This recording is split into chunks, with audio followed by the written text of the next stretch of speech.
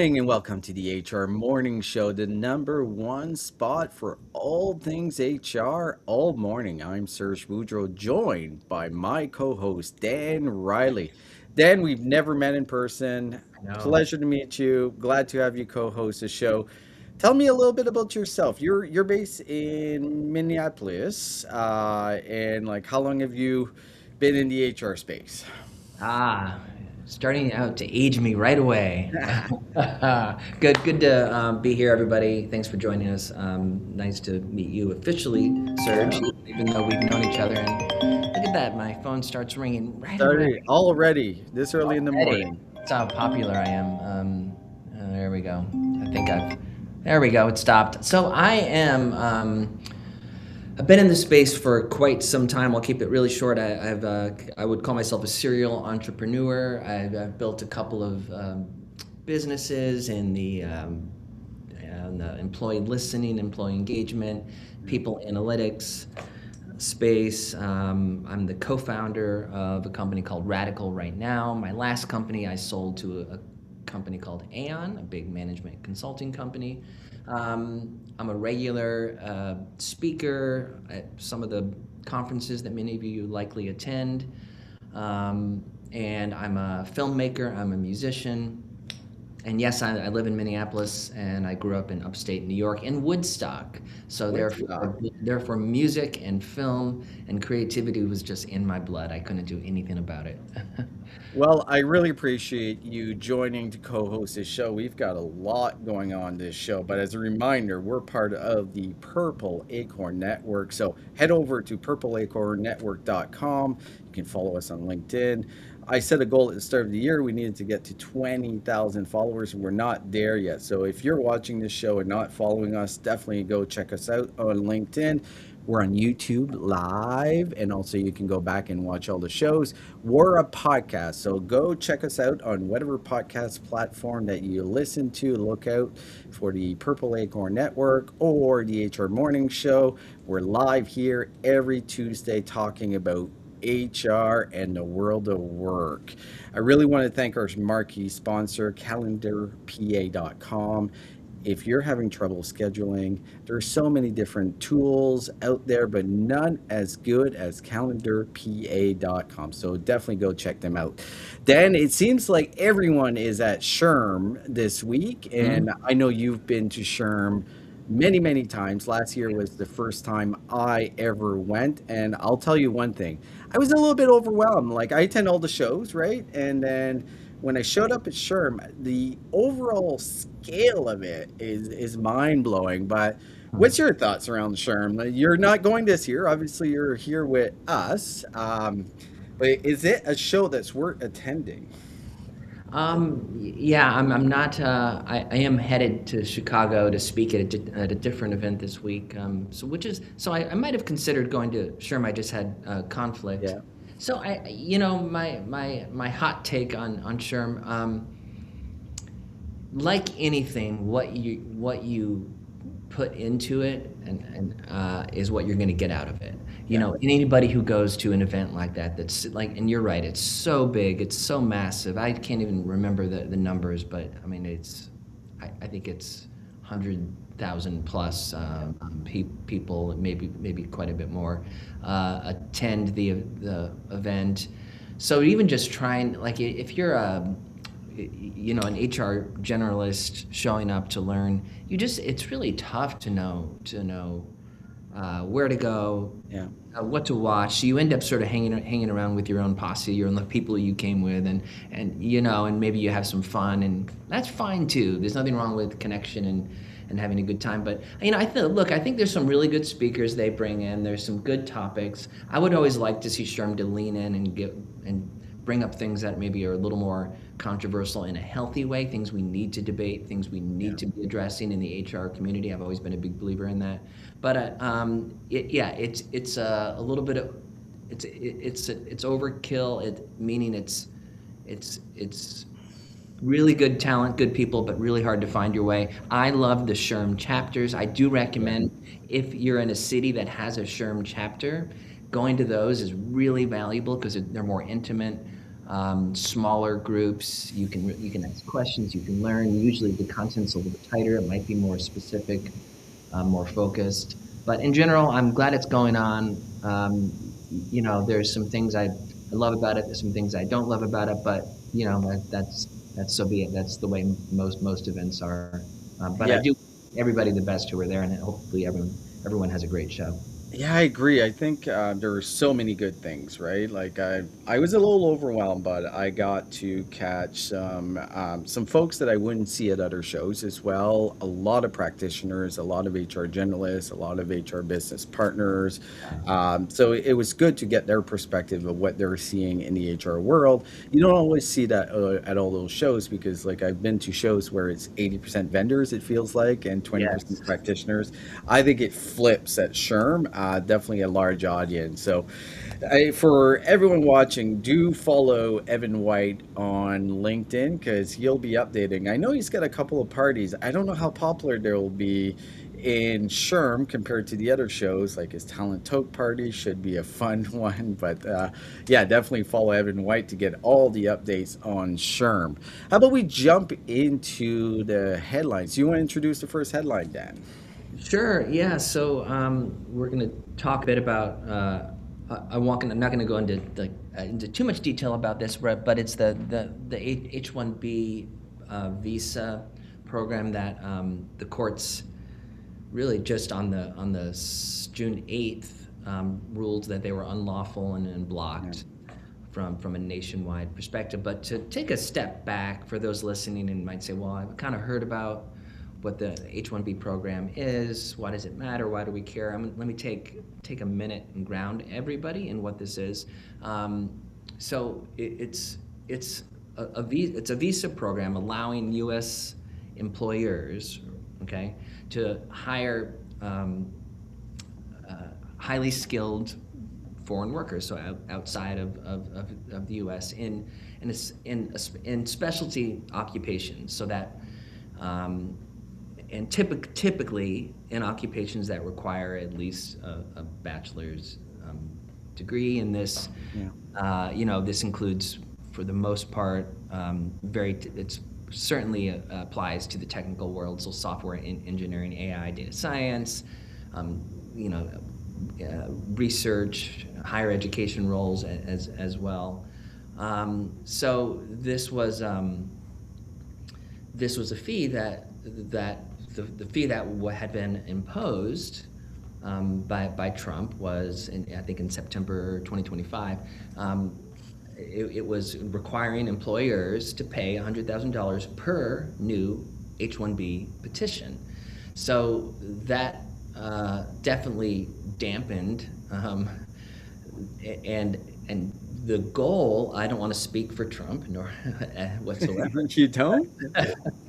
All right, but the goal was to again focus on talent who are local. That of course is in local meaning in the U.S. here, and that is kind of what Trump ran on. And let's focus on American workers.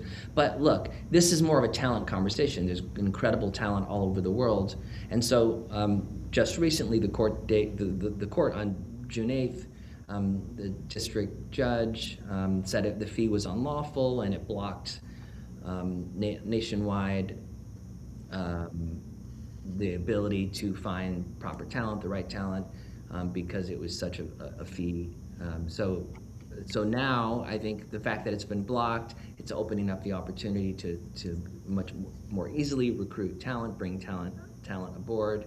And just to understand, the fee functioned as a tax ultimately, and only Congress has the authority to create taxes. So this is really a political move, and it did violate some administrative rulemaking requirements in the process of implementing this original fee. So anyway, it's blocked, meaning now employees are no longer required to pay, and it is likely going to be a little bit of a legal battle, but here we are. And so that's the summary of what it is. My original take, then I'll hand it to you, is I don't really think this I want to be careful to say, I don't think this ruling is, or a side you might argue isn't support or oppose immigration. I don't think that's what this is about. It's really, who has the authority to make major changes to immigration costs and policy, and remove barriers from a talent perspective, and really more of a global working world perspective. So, that's my feeling. If I were to dig into it, my four talking points of this are: talent is global. It should be. This isn't just a tech issue. This gives us opportunity now to find talent beyond tech roles. And being able to find the right skills, especially with the emergence of AI, and we're going to talk a little bit about how AI is affecting the job market in a bit. The future does belong to organizations who can identify, develop, attract, and develop skills quickly. And now that there's no limit, this fee's been revoked, at least for now, it does open up doors, and it's great for larger companies who are looking to pad their talent pipeline. So I don't know, what are your thoughts, Serge? Well, I think you nailed it in the point that the challenge here is not actually how you feel about immigration, H-1B visas. It's how this was implemented. And from what I'm reading and my understanding of the American justice, but also legislative system, Trump has been trying to impose a lot of what he wants by executive orders. And basically, from what my understanding here, this is shutting that down in this particular case. I know there's other examples. Looking at it, like, I get where this is coming from, but I also think that when you're imposing $100,000, it definitely favors the larger companies that can afford it, and basically locks out the smaller companies that want that global talent to be able to compete. And I've worked with many small business. Just thinking about 100,000 to bring someone in is very restrictive, gives a huge competitive edge. So I get why this has been struck down. I think what Trump was trying to do, and again, I'm not trying to talk for Trump, he was trying to go to the message that he's had that got him elected, which is basically, we're going to be America first, let's hire American workers. Look, one of the advantages looking at America from a distance, from Canada, is America's been able to attract the best and the brightest across the world. It's really what created America. But in saying that, I think there needs to be guardrails, and this was probably not the right approach. Just looking at different viewpoints on it and trying to get a real understanding of what people are thinking is, it seems, and this is not justified or I have no data points to, that there is fraud that is going through the H-1B visas. There was examples of different companies having, like residents, with having 10 companies registered to one residence, and basically these people were bringing H-1B visas. Is that happening across the board? I don't know. But in looking at all of this, this was, in my opinion, the wrong approach.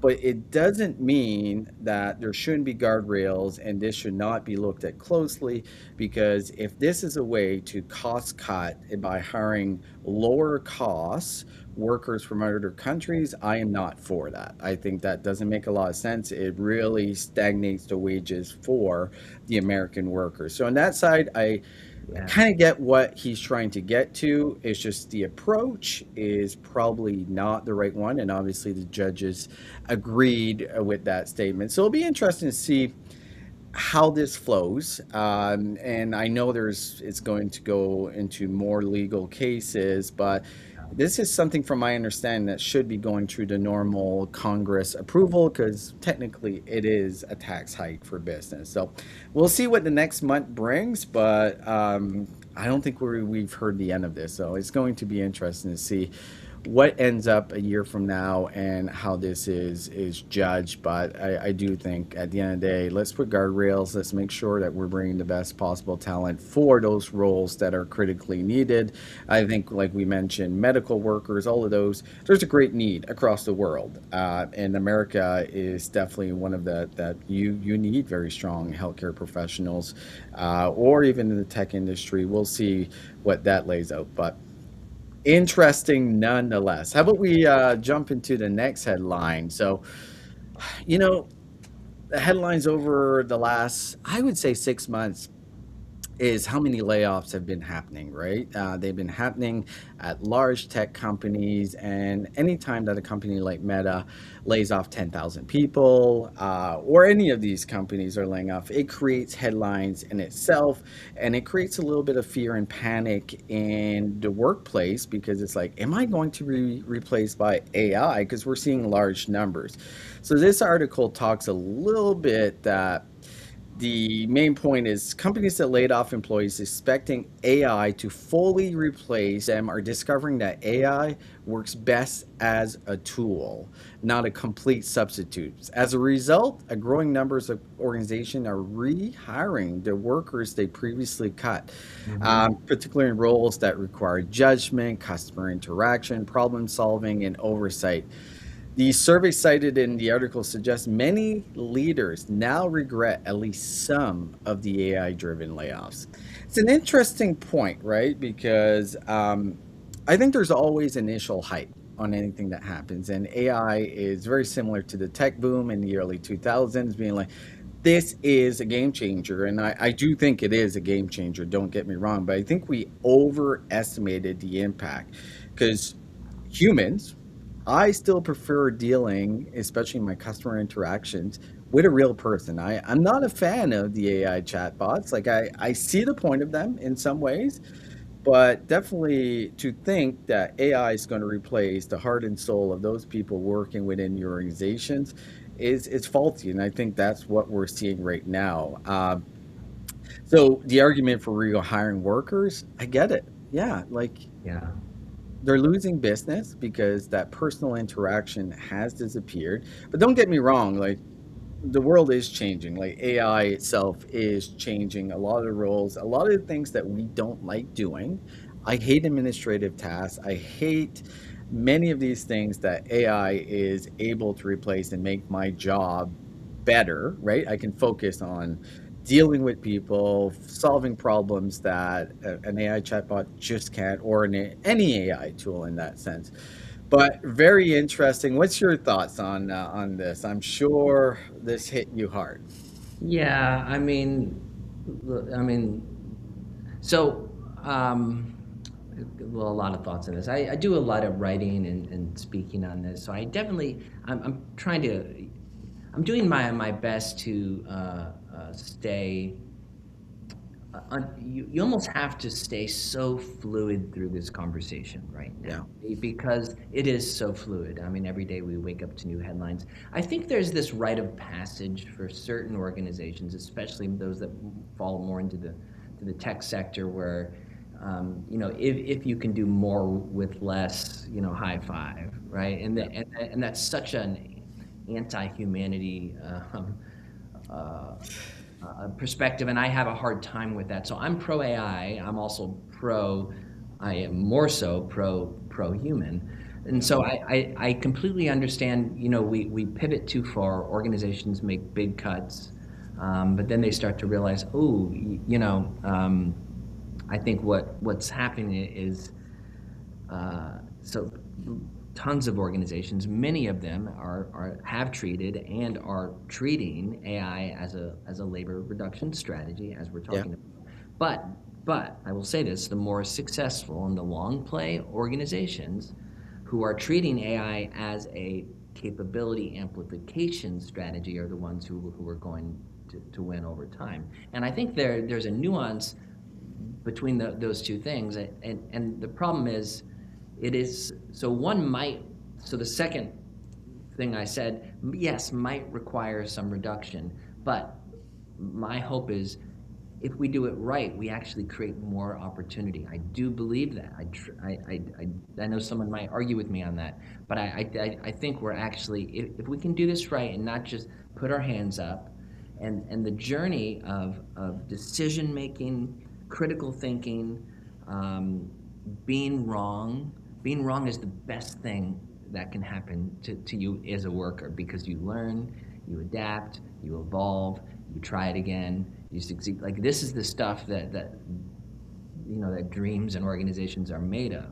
And the problem is we're trying to bypass such a critical growth part of our people and organizations by just speeding to point F in the A to Z life cycle, and we're in the most critical part are those early stages. And once we bring in AI and augment it and swap people out for AI, not to even mention, we're not even getting into the cost now, the token cost, and Yeah. that's another conversation. But I think we're putting organizations in or they're putting themselves in a tough spot. We're like, well, wait a second, this critical thinking, this consciousness, this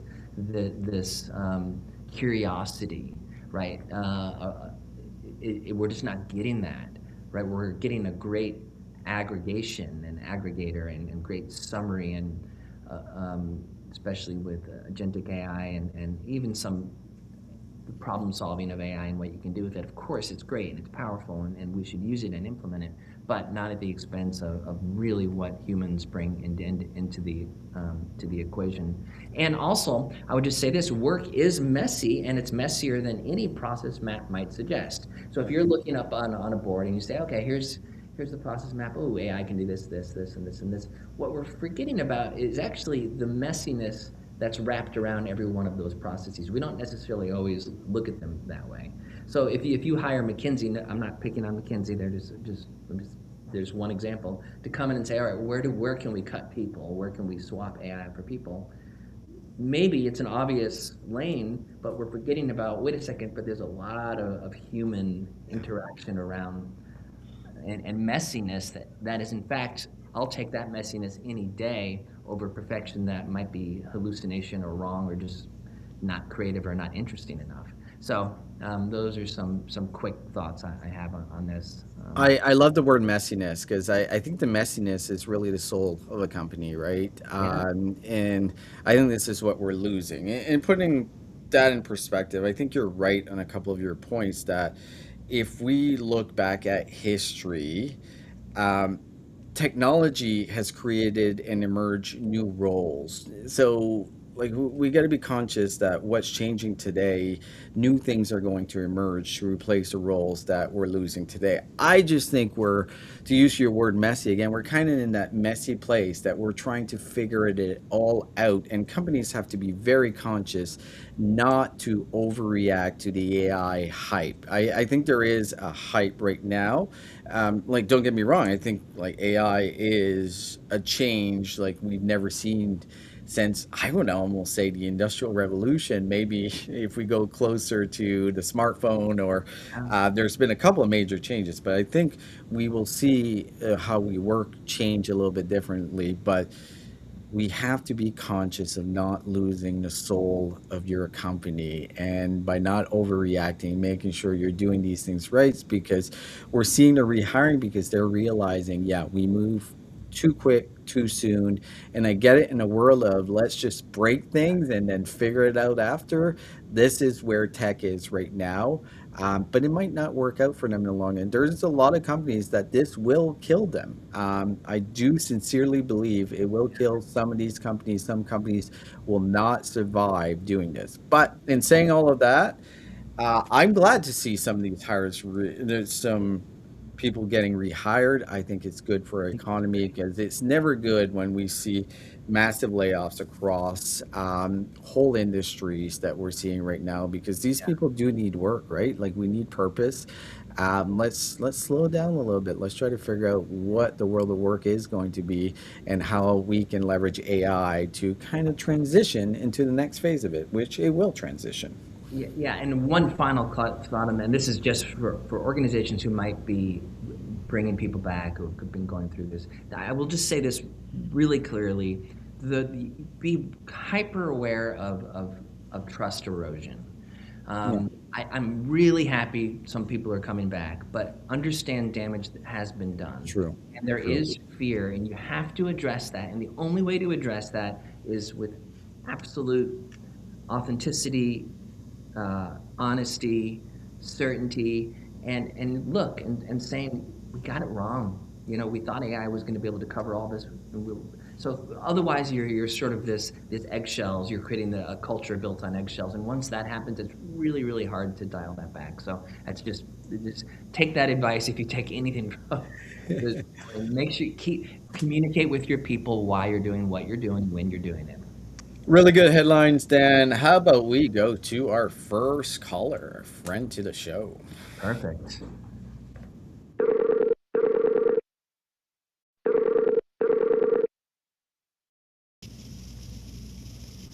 Chris Russell, how's it going? Hey Dan, how's it going? All right. Good to meet you. It's funny. I connected with you on LinkedIn last night. I'm like, why do I not know? Yeah, we share hundreds and hundreds of connections, and pleasure to meet you. Same here. What do you do, Dan? I'm not familiar yet. I interview amazingly smart people like you, and I am an entrepreneur. I've been building. I've past 25 years. I've built a couple of companies in the talent space. Modern Survey was my first company. Right now, I'm building Radical. Modern Survey was we were our claim to fame was the first employee listening SaaS company. We grew it, sold that company. Radical is really a team effectiveness AI connection platform, and do a lot of speaking, a lot of thought leadership in this space, and truly care about the world of talent, where AI fits in, and making sure humanity has a front row through all this. So that's a quick summary of what I do: film, music, other passions I have.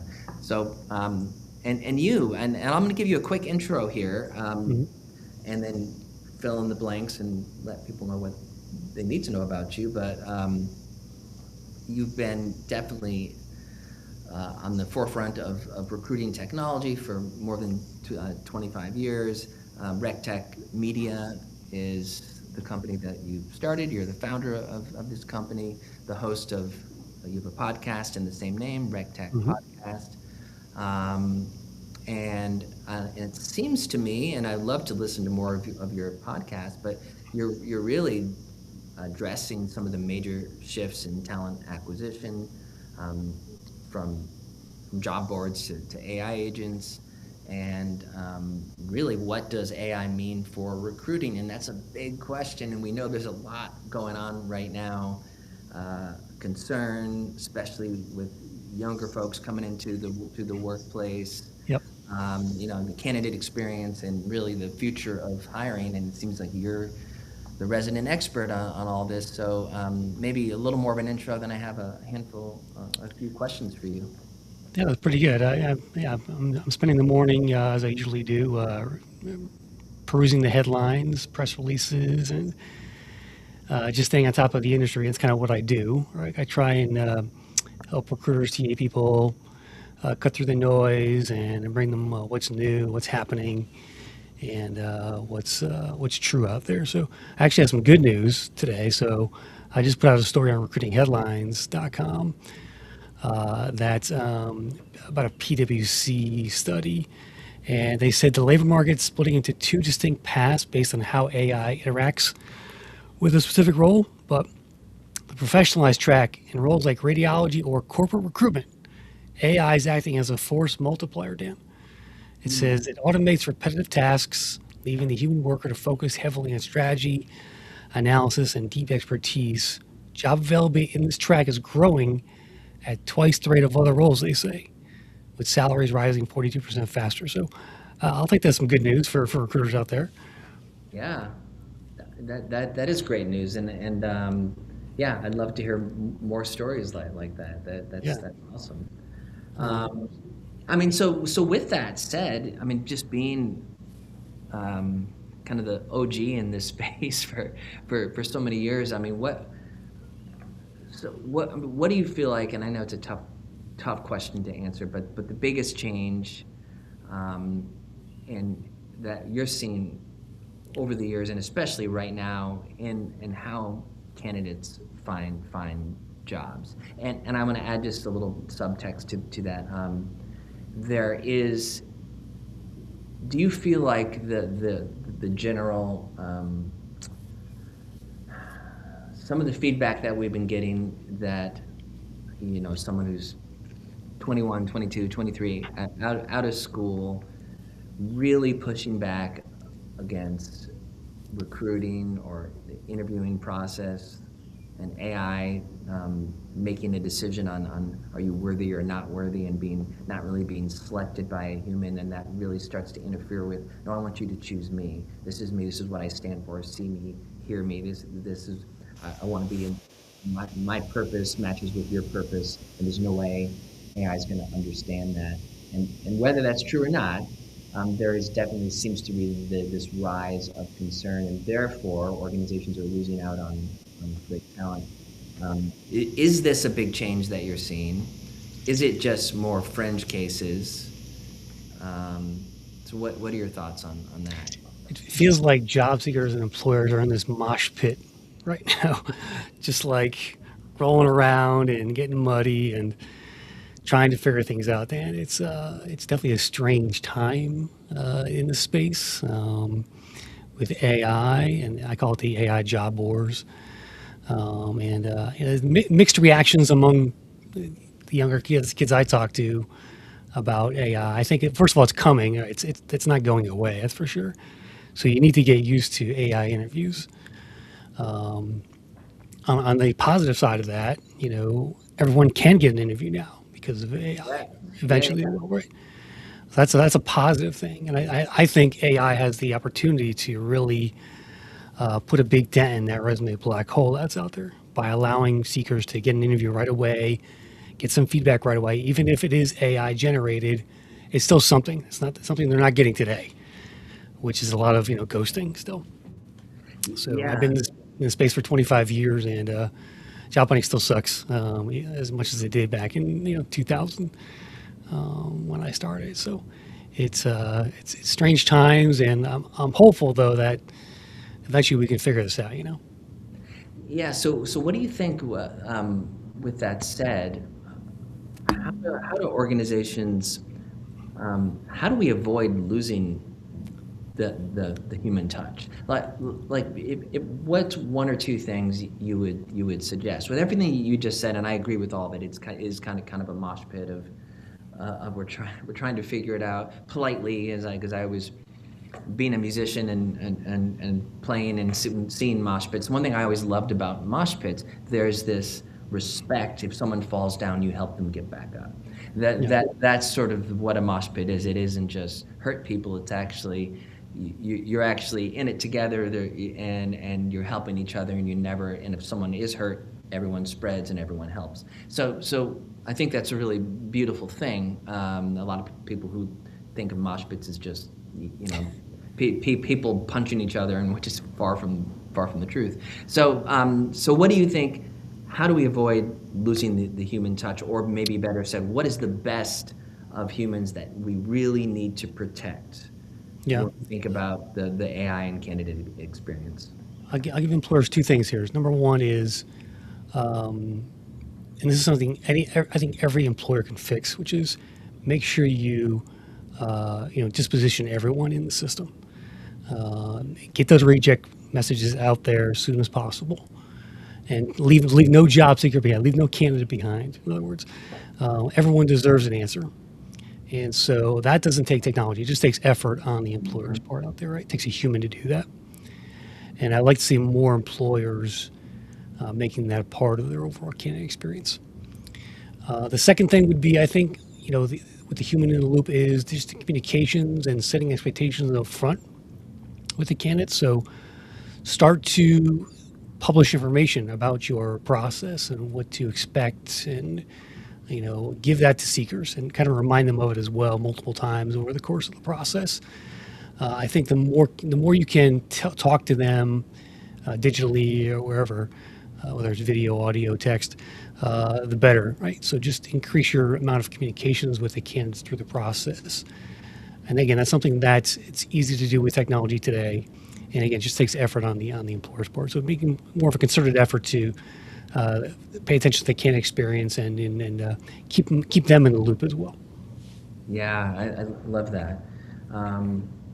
So another question I was curious about I thought you'd be able to, you'll have great insights on this, but I also want to save time just for you to, if there's some things that you want to bring up or talk about, or some additional trends you're seeing. But here's one I think that everyone's curious about, and what is, well, let me kind of start with this question. What separates great talent brands from average ones, as it relates to, therefore, what's the biggest mistake employers make when trying to attract talent, and in the year 2026? So not historically, but now.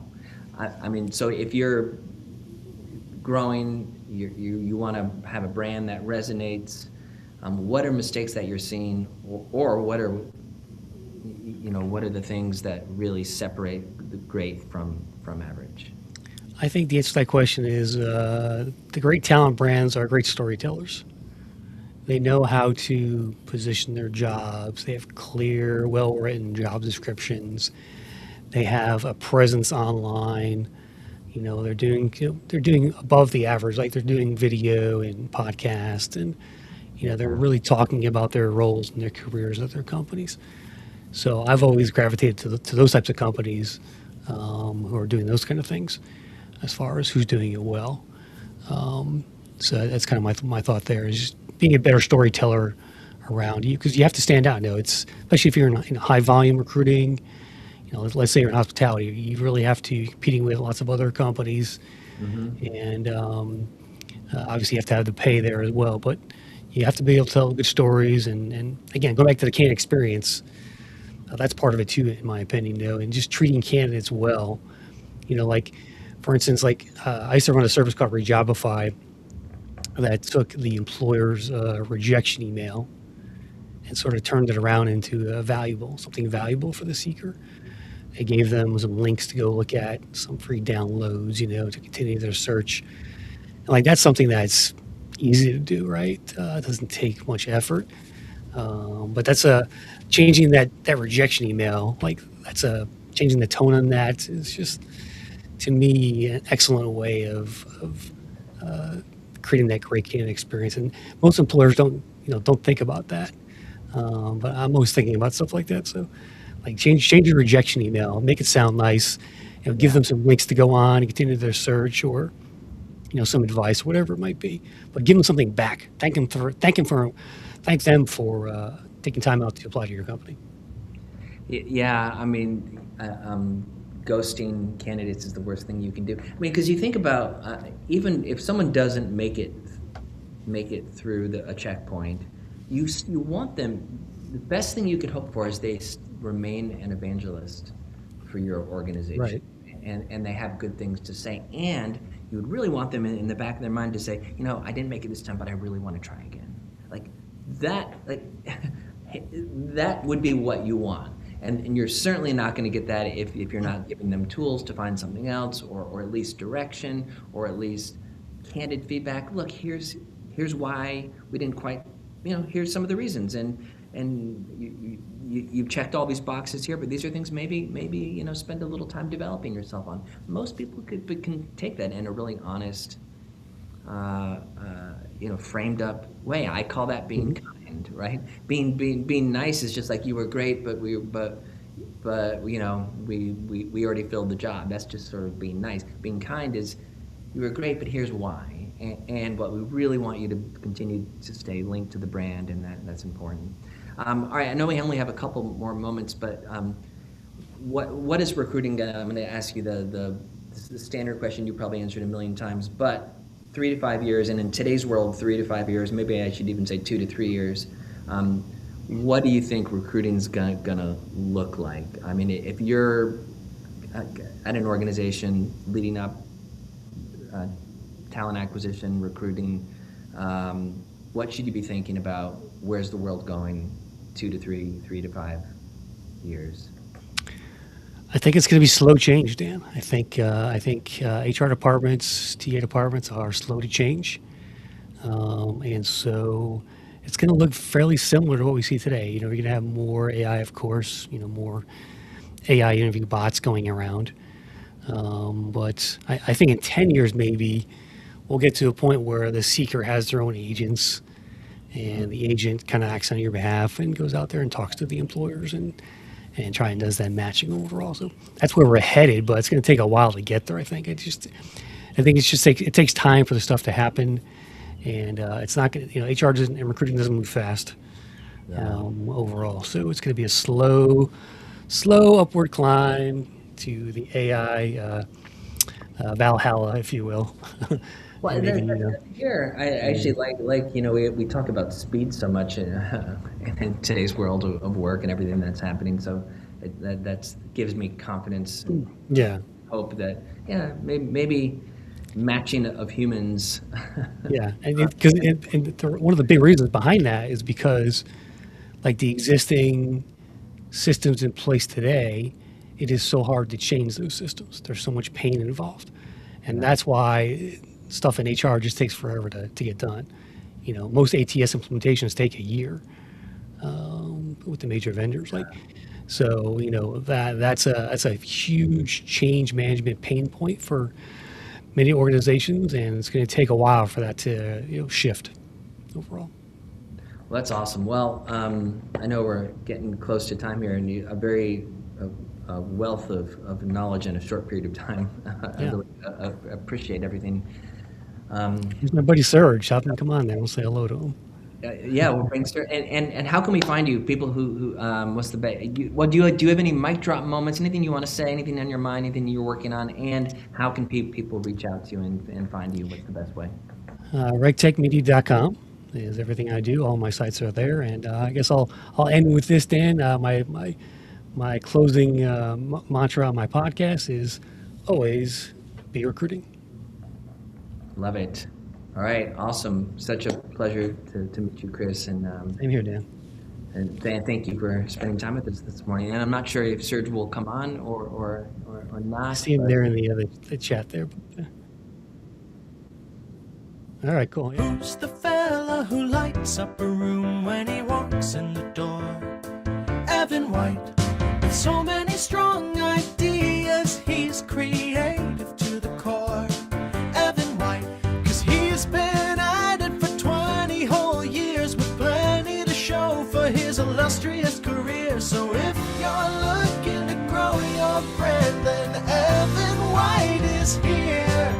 Cause talent tech PR is sure to take you very far. The HR tech space has a fresh face, and it'll make your brand a star.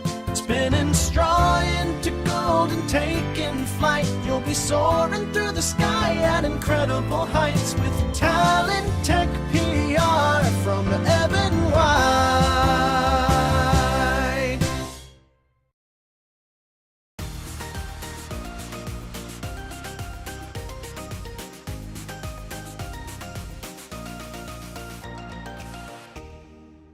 Beautiful people. How about we stay on topic of talent acquisition and what's going on with recruiters? So there's a new report from ERE that came out last week that says that talent acquisition jobs actually declined in 2025 for the first time in 10 years. So we all remember the hiring boom that happened during COVID. After COVID, many companies built large size recruiting teams. Now they've been spending the last like 3, 4 years, especially the last couple of years, really right sizing, we may call it that, or downsizing a lot of recruitment team as hiring has returned to normal. In a lot of cases, has actually gone below normal in some industries. So there is good news. The data suggests that we might be getting closer to the end of this correction than the beginning.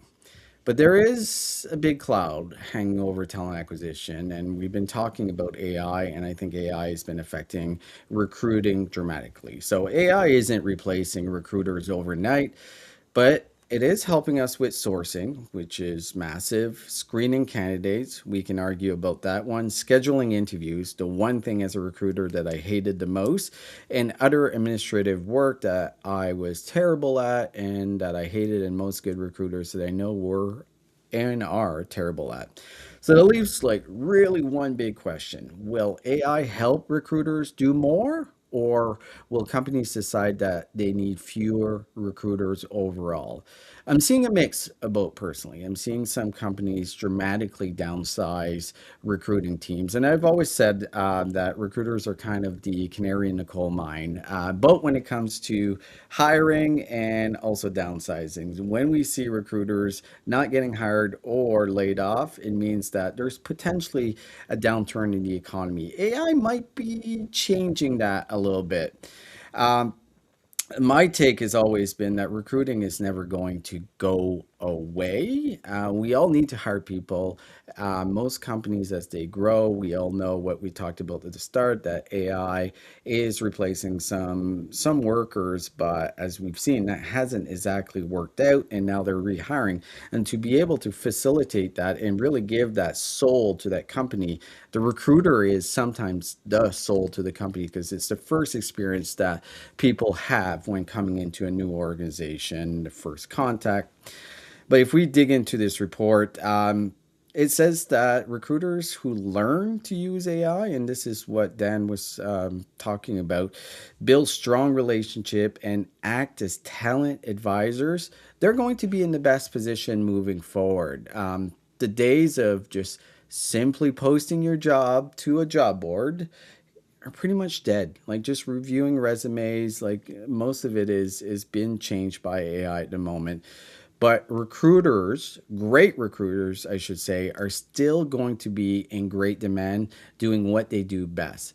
Building relationships with two groups, the hiring managers, making sure that they're asking the right questions and getting the right details so they can hire the right person. And going back to the soul of the company, having great relationship with those candidates that are coming in. Like we talked about rejecting candidates, and that's unnecessary, right? Like we have to make sure that we're doing little things really quickly because we want those folks to have a really good experience, especially in the day that brand, employer brand, and overall brand are really coming into one. Because if you have a bad experience as applying for a job, getting rejected, or going through the process, you're probably never going to buy that product or service. So the recruiters are absolutely critical in that aspect because if we think most jobs today are getting around 1,000 applicants. If 999 people are having a bad experience in your process, you're potentially losing a ton of future customers. So, in saying all that, AI won't change how we deal with people, but it's definitely changing the overall process and how we deal with it. TA teams are absolutely critical to most organizations, and that will not change in the near future, but we have to be very conscious of how we approach it. That's our HR weather. How about we get Dan and Chris to come in because I'm really curious to see what Chris has to say on this. Chris, my old friend, how you doing? Doing good, buddy. Yeah, Oh, good. Canada, man. It's new in Calgary there. Oh, beautiful Calgary. We actually have a producer who's going to Calgary in a couple of days. He's going to see the beauty of Canada. But what's your take? Like, you guys were talking about the overall space and what talent acquisition is, what's going on. And a big part of talent acquisition for many years were job boards, right? And I think we're seeing a dramatic shift of how job boards are being used and our candidates being a little bit disillusionized by the experience they're getting. And I wouldn't, I don't want to clump in all the job boards, but I think there's been a lot of nefarious players that come in the space and are just trying to gather data. And I think that's not creating the best experience for candidates right now. Are you seeing that, Chris? Yes, it's it's catch-22, right? The easy applies were designed to help in the harder hiring times, and now that's everyone looking for a job. They're just spraying and praying everywhere, Yeah. and so like I said, it's a mosh pit down there. It's in the in the apply world, and even I'm looking at a story right now. Actually, North Korean cell infiltrates U.S. job market with 167,000 fake applications. Security firm found. So I'm doing a story on that right now. So it's like, what do we do now? How do we get out of this? The AI wars are raging, Serge. Yeah. Like missiles are firing everywhere. It's crazy right now. I don't know who's going to win this war. Well, I'm hoping it's the candidate, right? Yeah. At the end of the day, because I think we both know what's going on in the background, right? There's a bunch of players that are coming in and trying to take advantage and leveraging AI to try to take advantage of how the overall back end works of job application, right? Like we're talking about cost per application, cost per click, which are pretty much still the standards of how people are applying for jobs in the back end of how companies make money. And they're building AI tools to create thousands of applications, get paid, and then to figure out later that this was all fraud. I think that's my biggest concern. I think the whole ecosystem is almost at the brink of collapse because job seekers are fed up. And that's why they're trying to leverage AI, Yeah. right? They're trying to Yeah, leverage blame 'em, AI. yeah. This is why the multi-apply tools where you apply to 1,000 jobs, like they're like, why not? What's your take on all of this, Dan? Being a little bit of outside of that particular space of HR. Well, yeah, I mean, for sure. I mean, I think the the fraud base. I mean, whether it's in a percentage of how often that's happening, enough stories spreads perception and really freaks out job seekers. And I think starts to flip the script a little bit, and which is why we're seeing a lot of job seekers saying, no, I want to talk to a human. I want to I want to be selected. I want to feel important. And right now, I mean, you're right. There's organizations that it's money per click, and it's not even, in many cases, not even real candidates coming in. And I hope those companies quickly are identified, and they have been, and are no longer. But yeah, I think it's we just have to be really super diligent about that and make sure that processes are tight, guardrails are tight where they need to be, and that we build that trust back. And there are some great companies out there who are doing that. But I'd like to see more and more of that. So yeah, it's a tough. It is. I love the mosh pit analogy because it's kind of what it's at.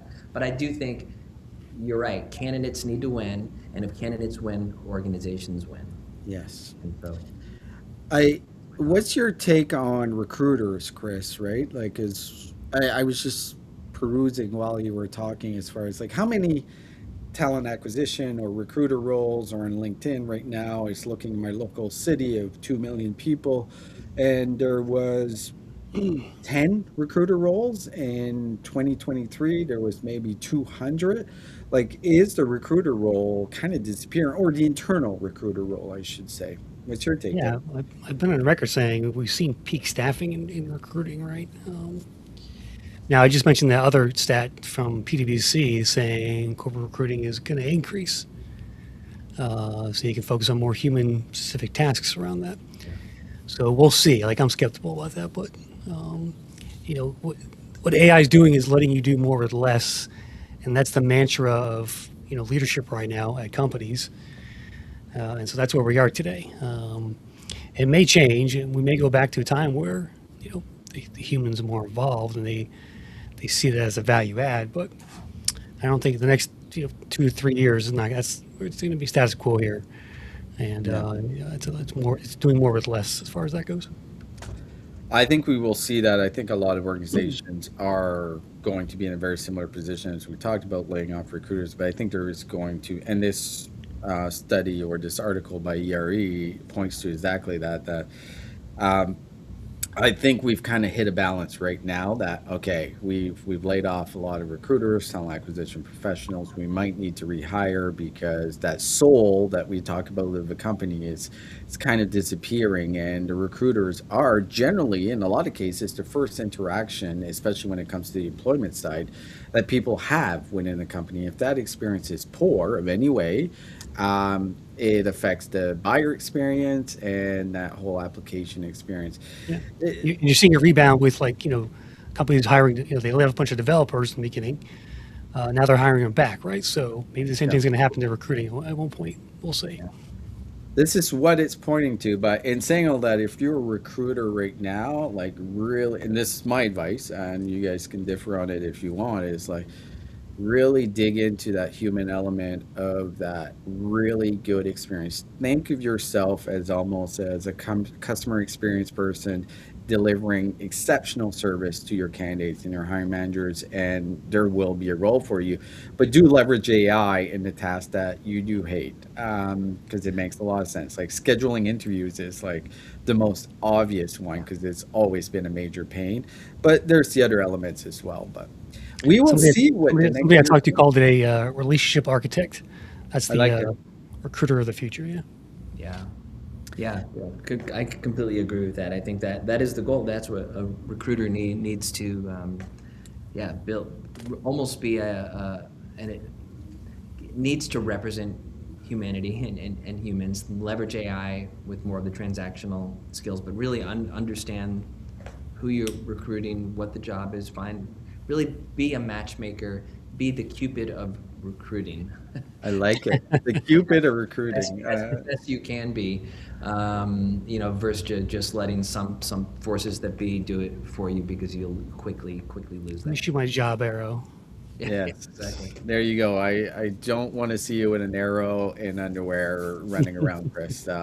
But That could be the front of your website. I don't yeah, know. it could be exactly. Chris, always appreciate you. Glad that you're doing well. Really appreciate your insight.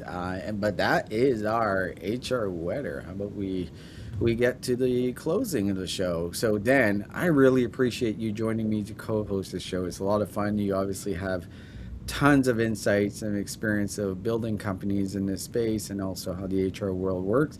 Was it a good experience for you? Yeah, this is I think my second or third time on the show and love it. Yeah, it's great. I think I think it's important to tackle and have conversations about decisions that are being made at a political level, or that will have kind of trickle down effects into work, into organizations, and to just all of us at some level. So I love that. I love digging in, going there. I think it's important. If anything, it's just a mini way to present news to those who might not know what's going on too at that level, and then put it in context with work. So I agree. The world of work is changing dramatically, and being on top of it and getting these insights are absolutely critical. The HR Morning Show is definitely the number one place that you should be coming every Tuesday morning to listen, to hear perspective from leaders in the industry, practitioners, folks that are building tools to help out HR. I do want to thank our main sponsors. So thanks again, Talent Tech PR and calendarpa.com. Absolutely critical to keep this show alive and having these conversations. Please do follow us on LinkedIn. And if you want to see more on Purple Acorn, head over to purpleacornnetwork.com. You can find us on all podcast providers, so Spotify, Apple Podcasts, or anywhere else. Chris Russell's show, very popular show, is available, RecTech Media. It's called. Definitely check that one out as well. And we have a whole slew of shows that talk about the world of work and the impact it can have in all our lives. Dan, it was a pleasure meeting you first time, and thank you for everyone that takes the time to listen and watch this show. This has been another episode of the HR Morning Show. Go kill it today. It's a Tuesday, and the rest of the week is there. So appreciate you guys. great. Thanks everyone. Bye bye.